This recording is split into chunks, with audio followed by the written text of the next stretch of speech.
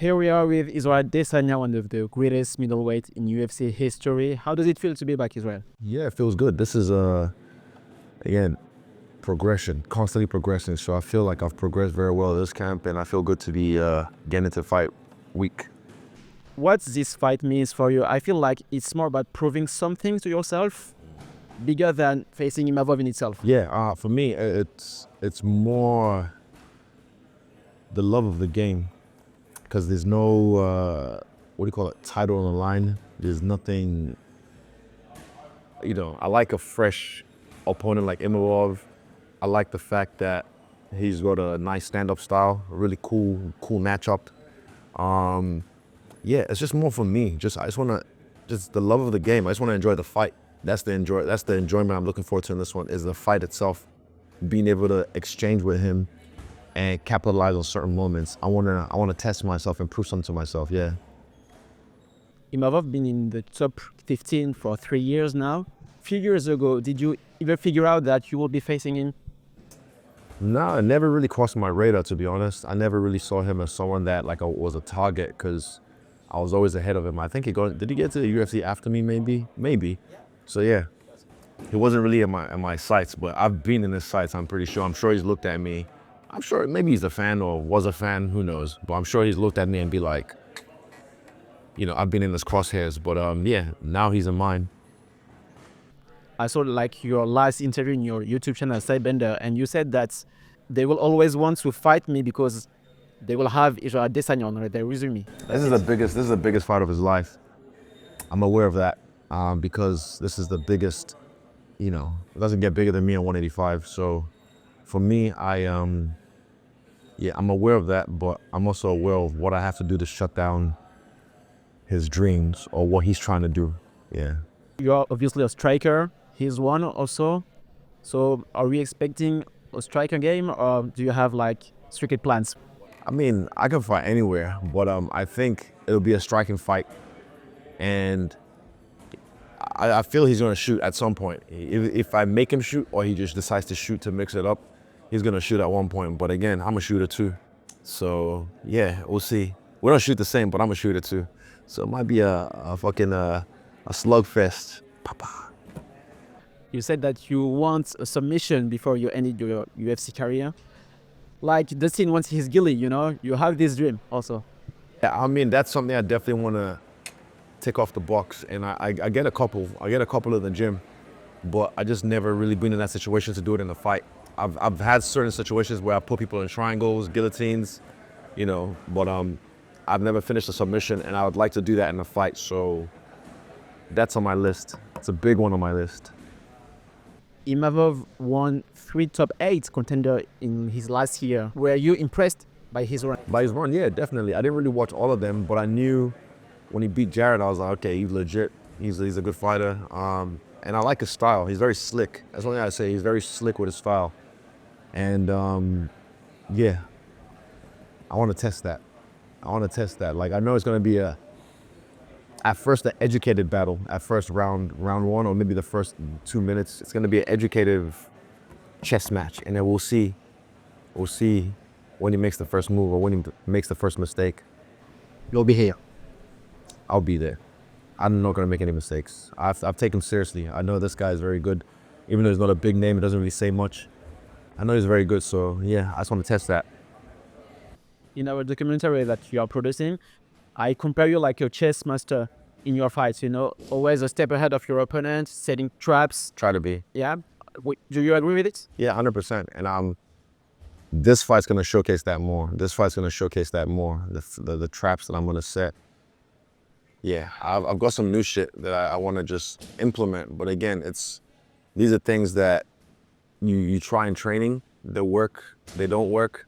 Because these guys, they know me eventually, they realize. But then when I try to new people, it's easy.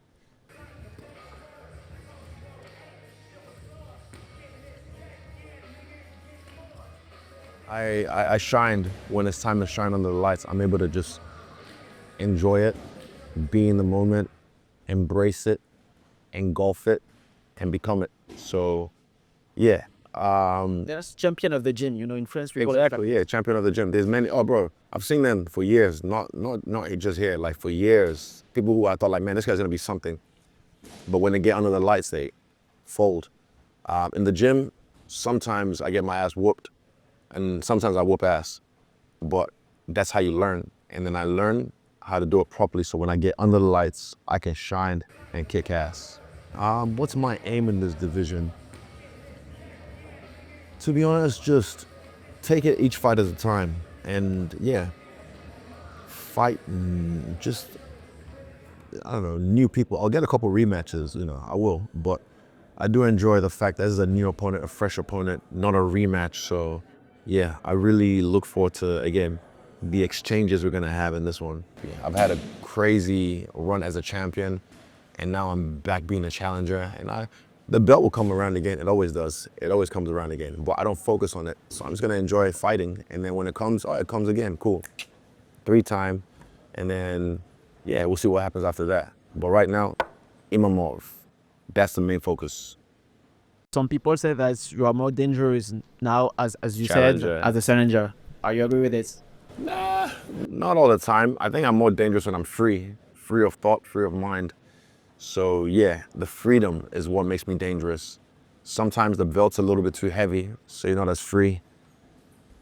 That's a fucking bar. Wow. I just fucking, that was good. Yeah, sometimes the belt's a little too heavy, so you're not as free. But when you take the belt off, like Rock Lee, then you can be free. So yeah, I feel free. When you don't feel free, you have pressure. That's what you mean? No, I put pressure. There's gonna be pressure. Pressure's always there. Pressure there. Pressure there. But it's not just the pressure. It's putting myself first, because there's other people I have to look after in this game. A lot of people depend on me. A lot of people depend on me. And yeah, now I have to depend on myself. Yeah, so I've been doing that a lot more lately, depending on myself. And yeah, it's kind of given me the sense of freedom where I'm in control. Yeah. So talking about your last 2 fights, been really emotional for you. Yeah. With personal attacks from your opponent. Yes. He's a solid guy. He's a good guy. I know Judge's cartoon porn addiction. Bro, I will walk right now, smack you on your ass. The fuck you do? Listen, bro, you're gonna break a fucking nail. Calm down. As the first residing African, that was Sounds exactly silly. it. You Sound never like a change fucking that. You pig. can't change I will that. slay you, Impossible. porky pig. Are you taking the servants with you? Have you going back? I want to fucking kill your dreams. This is my African brother right here. Let's go, nigga. What's up, bitch? Let's go, nigga. Yeah, nigga. What's up, nigga? Get this the shit fuck up. you gonna do, nigga? Yeah, my African brother. Yeah, my African brother. What's up, nigga? I'm African, but I ain't no brother of yours, Hey, son. you my nigga. Let's go. You my nigga for real. I'll show you. So what are you saying to everybody in New Zealand? What are you saying? This break that you had helps you to recover from those personal attacks? Yeah, not really recover from them, but just evaluate. Because I had to evaluate. I'm very honest with myself and my emotions. I'm like, why were these fights personal? Because after the fight, both of them gave me the utmost props, face to face. So again, I understand the tactics, because I am an emotional person, but I'm in control of my emotions. And sometimes I'm human and I can lose control. So I have to reevaluate the emotion at the time, the emotion pre, post, during, and I try and see like where did I let that slip in? You know what I mean? Yeah. And again, I know what it is now. I figured it out. So I was like, oh, you can't take things personal because these guys don't know you. So no matter what they say, it doesn't it has no weight in my life. So why take it personal? Because I think it's for me. It was just from. I didn't understand at the time, but I've stepped away and looked at it from a distance. I'm like, I get it now. So yeah, I understand it now. In your last 2 fights, we saw a human side of you, even had some tears in press conference. It was like the shell around you broke. Cracked. I won't say cracked, because again, it was personal attacks from my opponents, but also having my family there, because it was about my family. And I saw my mom in her eyes a little bit. So that got me. It wasn't about what he said. It was because my mom heard what he said. And I was like, bro, you don't know me. I've done like the things I've done for my family, you know, to sacrifice. And I saw my mom like, and that got me because, yeah, it's family. How the past few months been for you after your last fight? After my last fight, the past few months have just been, that was what, September? Yeah, I traveled a lot. Family reasons, personal reasons, enjoyment reasons. And yeah, I've just been training along the way, just staying in shape. And yeah, you can ask my team, my coaches, this is, going into a fight, this is the best we felt going into a fight because we, again, revamped the whole system and yeah, it feels good to be doing things differently. Is there was a time after your last 2 defeats that you thought, maybe I'm not willing to do again? Nah. Not me, I don't go out like that. For me, I know where I'm at, I know how good I am. And yeah, and it never crossed my mind like, oh, maybe I won't do this again. No. Never. I'm never going out like that. I'm not that kind of person. So what's thriving you day by day to do again? Eugene and Kev told me that you are more in the gym than you have ever been. So what keeps thriving you at your age after what you have done so far? I'm getting better. I can see the results of me getting better, and I'm happy with the progress. So that's driving me. Yeah. And also, that's my family. My family have just supported me. My dad, my mom, my brothers and sisters, they've really supported me. And they see everything, they see most things. So them supporting me, them still backing me up no matter what, that drives me. That's family. I've asked the same question to John Jones, and he said he's chasing greatness. That's also your case? I've achieved greatness, and I don't have to chase it. It'll just chase me. If I just keep doing what I'm doing and winning, it'll chase me. It'll just follow me. So, yeah, for me, that's what I'm doing right now. Just enjoying me, and I know everything else will follow. Like I said, greatness, the belt, money, it all comes around. Because I don't focus on it. I focus on me and the growth I'm doing. And I have my target set on my opponent, whoever it may be. You said that you don't have many fights left. What do you mean? I mean, it's all subjective. I'm aware of where I'm at in my career. So I know I've had lots of fights, over 100 fights, but now I probably 15, who knows, 10, I don't know. But I just know it's coming to that time. I'm aware of it. I don't want to be that guy who sticks around too long and then let the game pass you by, let the game break up with you. I want to break up with fighting and leave fighting before fighting leaves me. What do you want next? Is like a next run toward the title, or is just... I just take a fight as it comes. Imavov, that's what I'm focused on. I want to fight him, beat him, make money, and then I'll find out what's next after that. But in the moment, I've done all that. Like the title, some people come to the UFC. Do you know how many people come to the UFC think they're gonna be champions? Some never even touch top 15, some never even touch top 5, some never even touch the belt. I've been blessed to do it twice.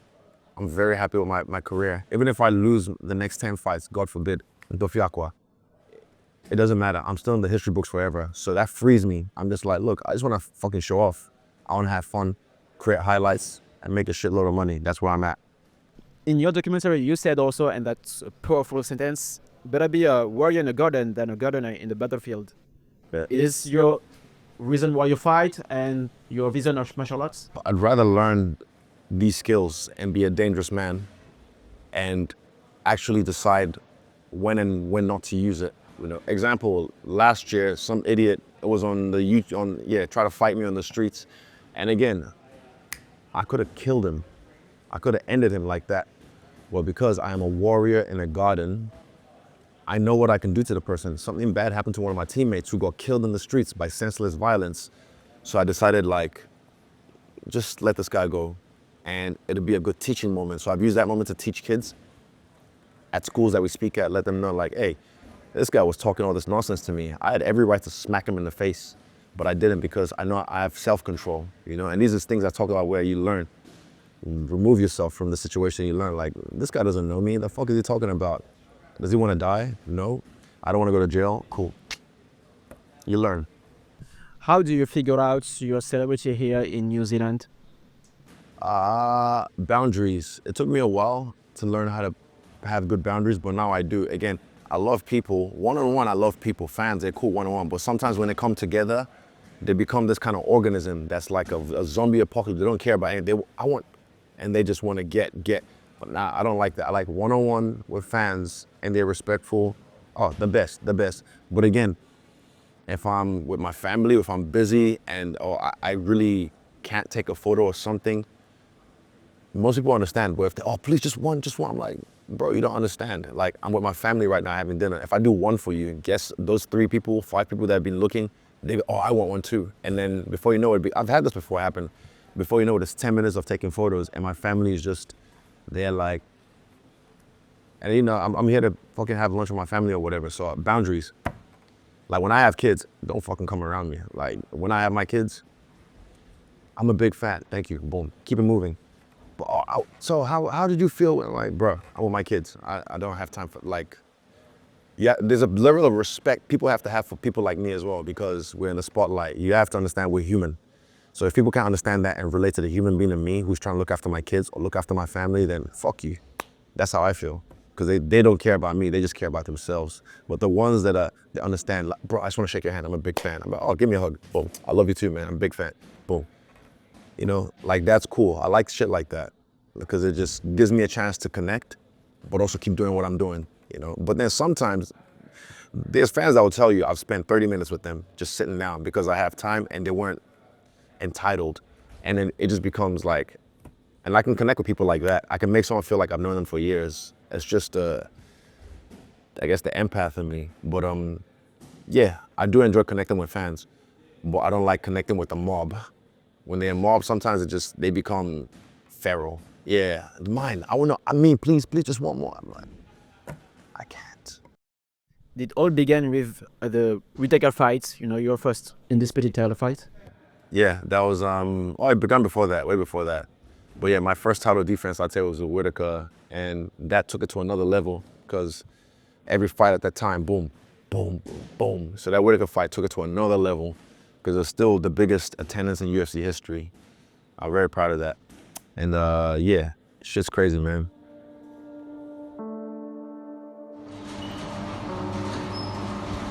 Drive him down, drive him down, drive him down. Put us back on the mat. He's gonna get up. 10 seconds. 10 seconds. To the absolute limit physically, but not just physically, you know, mentally too. Talking about Eugene, what's his ethic? He's been called rough by some people. Yeah, he's good at what he does. There's a reason why we have the success we do. He knows the formula to get the success that we have, but also the formula is work. And he's a hard worker, and he cracks the whip every day, make sure that we're working hard. Doesn't have to really, but lately we've been just working. What's your broken native tattoo? Tattoo, means? yeah. I coined the saying years ago. It was just a name I had for a crew of mine, but then over time, just the meaning of it, broken native, is just like an individual who doesn't belong, like, you know, the outlier, the outcast, the bat amongst doves, you know, the pebble amongst stones. Yeah, I like being, even though I've always been my whole life like the odd one out, I embrace it now, being the odd one out, because I was never meant to fit in. I was meant to stand out. You said that you were bullied in school when you get here in Rotorua, New Zealand. Yeah. 'Cause I tried to fit in when I came here, but again, I don't look like these people, so they're like, you're not one of us. I try to sound like them, I try to be like them, it didn't work. So I realized I'm not meant to be fitting in, I'm meant to stand out. And I decided to just stand out, and it worked out. What's your best memory so far in your UFC career? There's a lot of them. Fucking the Gastelum fight, when they announced my name as the winner. Fucking Fight Island. Yeah. You know, Miami with Pereira knocking him out finally after how many fights. My fight with Brad Tavares in Vegas, my first main event. Even getting the text, or was it a call? No, I think it was a text. getting a text from Dana letting me know who he wants me to fight. 5 rounds main event in Vegas when it was Tavares. I remember that moment. I was just like, so I have many ones that are in the spotlight and many away from the spotlight. But yeah, it's hard to choose one. You spoke about Gastelum's fights. You said in the last round, I'm willing to die, I'm ready to die. I spoke to Eugene, he said like, obviously we don't want to die, but that's a mentality that you have to. I was willing to in that fight because my soul was bare to the world in that fight. So in that moment, I was just like, if this is how I die, this is how I die. And it was the 5th round, and I knew it was because he just rocked me in the 4th round. So I knew, I was like, yep, this is it. But I have to give everything, and I did. I gave everything just to become the champion of the world. If you had to describe your fighting style to French audience, my style is very, I'd say, very smart, but very dangerous. You'll see me, looks like I'm chilling, but I'm setting things up, and before you know it, I'm on someone. And when I get going, when I start moving, freestyling, it's a beautiful thing to watch. It's fun. so we are gonna watch a fun fight on February 1st. Yes, sir. You guys are gonna tune into RMC Sports and see the greatest middleweight, maybe, of all time fight. Oh la la. Thanks, I appreciate your time, sir. God bless. Yeah, bless you, Yes. brother.